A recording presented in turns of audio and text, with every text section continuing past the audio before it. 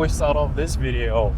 Welcome back to another episode of Down to Drive. I'm your host Daniel, and today we've got probably my most favorite BMW to ever exist, Marcus's E92 BMW M3. But Marcus, tell us more about this beautiful thing, man. Oh, it's E92 M3, your old man silver spec. Nothing special about it. Yeah. This is the second one that I've had in probably 5 years. Yeah. 5-6 years. I just love the platform. It's the only thing that I know. Like I said to you earlier, I had an opportunity to probably jump into an F series like an M2, Yeah. F87 M2 or F80 M3. Mm-hmm. They are newer, ultimately faster on the track. Yeah. I love my track driving, track days. I do that with my kids when I can. And I just gravitate back to this, I test drove a bunch of M2s, M3s, M4s, and there was just something about this. It was a little bit more visceral, a little bit more analog. And it was just the noise, I was about to say, it was like 8,400 RPM. And I like to take this to a stage where I can beat the newer gen cars on track. Okay. Yeah. So see the old dinosaurs can still do it. Still do it, yeah. Because it's always one of those things where I find like with this, because obviously 4-liter V8, I just love the tone of this. It was peak. I feel like it was peak German makers because you had like the CCC3 at the time. Obviously this M3, I think Audi at the time had RS4, all V8s. That sound. And the best part about this car, manual as well. Yep. Everyone's got the DCT. I'm like, nah, manual's where it's at. Yeah. Well, that was the other decision. Yeah. I could have gone with DCT and there would have been more choice for me because they actually made less manual cars than Fair. They sold less manual cars in Australia than DCT cars. DCT, you get an extra gear. Okay. It's 7 gears. Yeah. It would have been faster on a hill climb, on a track. Yeah. But I Yeah. bought this RTD shifter from the mate. Yeah. And come on. It's like nice, quick, sharp, short. Yep. Done. Yeah. And this addressed one of the downsides to the stock. Yeah. It was a bit sloppy, whereas now it's direct. It's that clickiness. Just instant. Yep. And like, so with this car, obviously, it looks like as if it's built for track days. Yeah. It's basically a track day car. Rear seats, non-existent. Did you have like, I guess, a plan when you first started building out, even from, let's say, your first E92 and I guess this one here as well? No, I did a couple of. I've done track days in previous BMWs. I had an E46. I started with an E36 318i. Yeah, like everyone does. The mod started with just changing the amber lights to clear indicators. And then it just snowballs. So I went from that to an E46 323i, and then I joined the BMW Drivers Club, New South Wales. Yep. And I wanted to, just improve my driving. And one of those things was, come join them on the track days. Yeah. And it was really cool. Like friendly bunch of people, great to learn off. And then from that, I jumped into an M Coupe, the old bread van. Yeah. So that was fun. Yeah. But there was no parts for that. Oh, okay. It's such a rare car, and it was a bit of a Frankenstein. It had an E36 front end, an E30 Z-Link rear. Parts were really, really rare. Yeah. It wasn't like they didn't have the aftermarket support, which is a bit rare. And so I guess like when you went from that, what was I guess the next step? Because at that point, that was like sort of your first taste into sort of like I guess the M life to an extent. Yeah. Yep. And then I had my first kid. My daughter came along, and being a 2-seater, we had to let that one go. Yeah. As you do. Yeah. So I was out of the car scene for a little while. I kept the E46. Yeah. And that was just a daily slam, stupid subwoofers. Yeah. I was like a 30-year-old behaving like an 18-year-old. And then the opportunity came to get back into an M car. So I bought the white E92 M3. Yep. Did a couple of track days, stock. Yeah. Street tires, stock pads, just to get to feel how the car is on track. Yeah.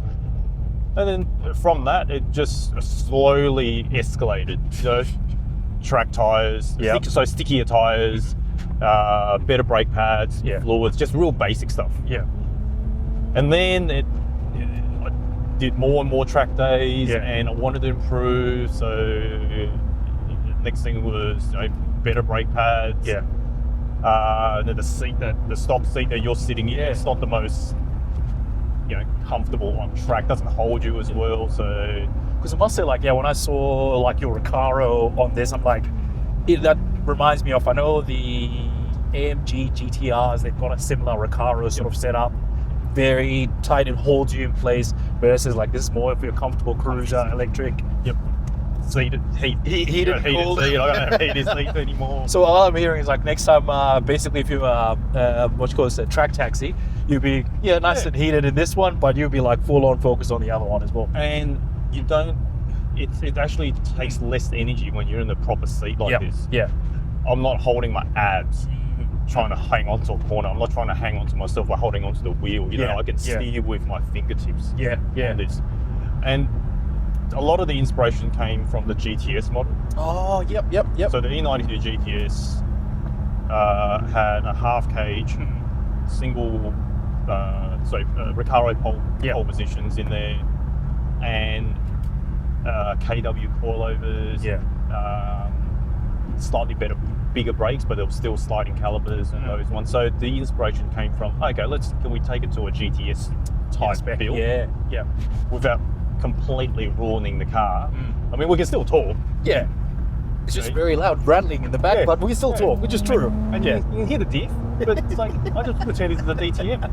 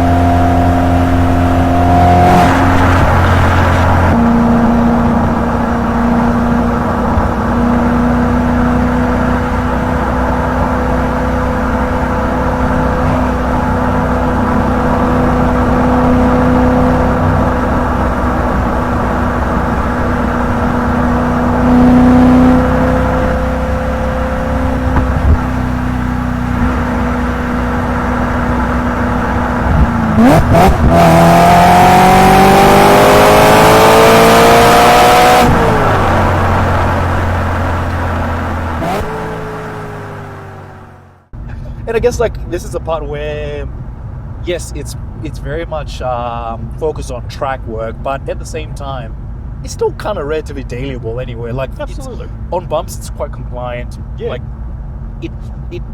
it's just turned up a little bit. It's firmer. Yeah. Without It depends who you ask. Yeah. If you ask my wife, she would probably say that I'm ruling the car. It's not comfortable anymore, but you know what? If you want comfortable, buy a 5 Series. Yeah. But this is, it's a 4-liter V8. It's dual purpose. It does what I want it to do. Yeah. And I'm happy with the sacrifices that you make. You can't have everything. Yeah. Even a Porsche GT series car has a firmer ride, has less sound deadening, so it's going to be a little bit noisier, but it's how people like it. Yeah, and this is the thing, like, you can kind of live life with a little bit of compromise anyway. Just depends on how much you want to compromise. And it's not a chore to drive this by any stretch of the imagination. It's still, I take it out once a week. Yeah. Because I miss driving it. Yeah. Would I drive it every day? Probably not. Because, for my job, I get in and out of the car a lot, and the seat isn't the easiest to get in and out of. But once you're in, I've driven this from Canberra straight through to Sydney Motorsport Park, do a track day, stay overnight in Sydney, and I'm perfectly fine. The back's not sore. It's actually a really comfortable seat. Yeah, I mean, and this is the part where it's like got that dual purpose, where on track you can go basically all the way to 9. Do some good laps, come back, and be able to drive it home. We'll be able to trailer the car there. Yeah. Or we're going over some, semi-bumpy roads, and that's fine. It's fine. Your head's not bobbing around. Yeah. It's how you set up the car. So part of that comes down to my mechanic, Damien from Station. He sets up cars to go fast, not to look fast. So there is a decent amount of wheel travel involved. He's set this up so that it runs on 18-inch track tyres, which has a thicker sidewall. So it's all built with the purpose of cutting decent laps. And I guess in terms of when you were building it out, because obviously you've got the big wing out back, I noticed the front lip carbon fiber as well. What other, additional modifications did you do to kind of get it to the spec? The aero is fairly basic. Yeah. The rear wing, the front lip. Funnily enough, I tried not to have a big wing for a long time, and it wasn't until I did a couple of really fast sessions on Sydney Motorsport Park Turn 1, where the entry speed is, if you're brave, you can go in at 220. At turn 1? At turn 1. I roll out of that at about 180 now. Yeah, okay. And there was a couple of times when I went in there with no aero in the back, and the car felt not that stable. Yeah, and there is a little bit of a bump. So even if you are brave, the car will be a little bit unsettled, whereas with the aero, it settles the back end down. Quite a fair bit. Yeah, okay. So aside from the 2 bits of carbon fiber, underneath is subframe, so rear subframe bushes in the rear subframe from CMP, bunch of arms from him, front shims. It's basically a kinematic correction, because once you lower the car, the suspension kind of gets out of kilter, and you try and bring that back to spec by raising the subframe and your mounting points. So it's the hardware. Again, it's basically taking it to where the GTS is, because the GTS from factory has different kinematics. And I guess it's one of those things where it's kind of good that you have people in the industry who've actually dedicated quite a fair bit of time and money to develop this platform. And at the end of the day, if they can provide that additional bit of comfort for that track experience, why not? The research has been done. So that's the other great thing about this platform, is the fact that there's been a lot of research done in America and in Australia and Europe, where all the guesswork's been taken out of it. Whereas I go back to that bread van, the Z3 M Coupe. There wasn't a lot of research, so. Okay.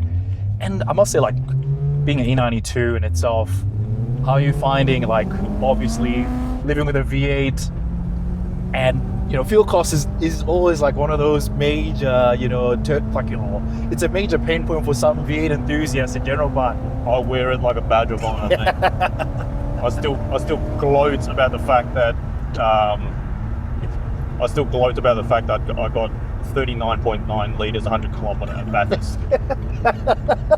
I didn't. And all of it fast as well. I didn't crack 40. Yeah. I wanted to hit 40 litres. Yeah. Oh, look, there's always the next time, right?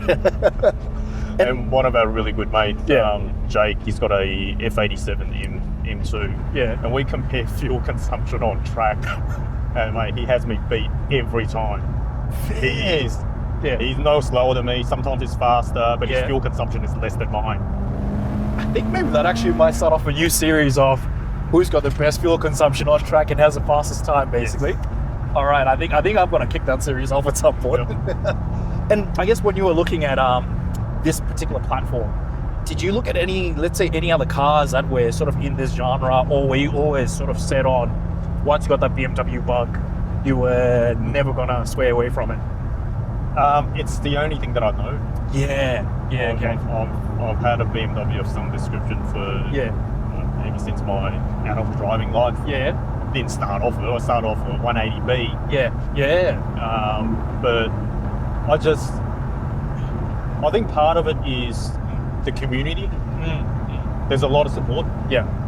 And I'm fortunate enough that I found a mechanic here that is also a driving coach. So best of both worlds in that situation. It is.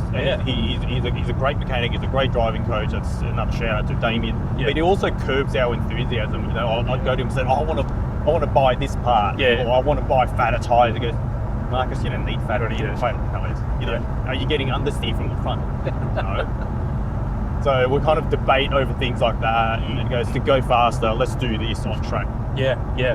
And I think that's where it's like sometimes, you know, some mechanics will be able to like give you all the world. They'll say, hey, look, give me a blank check. I'll make you a car that you want, but well, not if it's a car that you actually need. That's a different story, exactly. Right? Yeah. No, that's awesome. Marcus, it's been an absolute pleasure. Thanks for bringing this on the channel. Hopefully I can get a few more BMW guys on the channel as well, because this is all... That's my mission. That's my mission. That's the plan. But otherwise, like, share, subscribe, and we'll see you on the next one.